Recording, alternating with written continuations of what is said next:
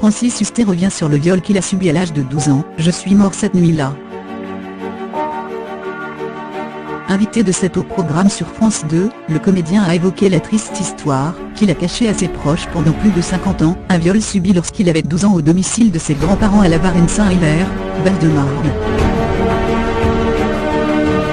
Invité de 7 au programme sur France 2, Francis Huster est revenu sur le terrible viol qu'il a subi lorsqu'il n'était âgé que de 12 ans, en la commune de la Varenne-Saint-Hilaire dans le Val-de-Marne. Il séjournait à cette époque chez ses grands-parents, lorsqu'un individu est entré dans sa chambre. Francis Huster a révélé les raisons qui l'ont conduit à refouler ce secret pendant plus de 50 ans. J'ai attendu 50 ans pour en parler, parce que je voulais que mes filles soient grandes. J'ai été violé et j'ai failli être tué plus égorgé dans cette maison à la Varenne. Je me suis rendu compte qu'on pouvait sonner me guider sa vie. Donc j'ai décidé que j'étais mort cette nuit-là, et que j'allais être un autre. C'était une renaissance.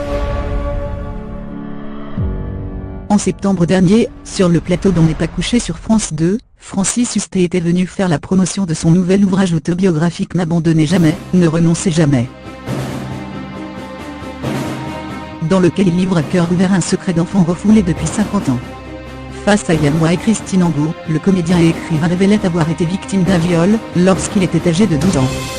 C'était à la Varenne-Saint-Hilaire, une ancienne commune du Val-de-Marne, au domicile de ses grands-parents.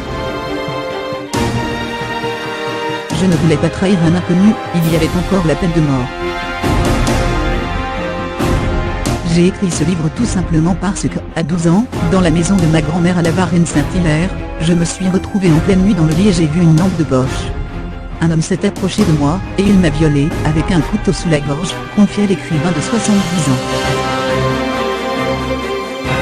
Les grands-parents m'ont porté plainte, mais l'individu n'a jamais été retrouvé.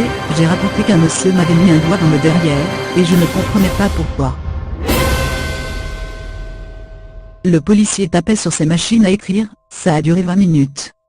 Au bout de 20 minutes, il a sorti des photos, qui étaient évidemment que des noirs.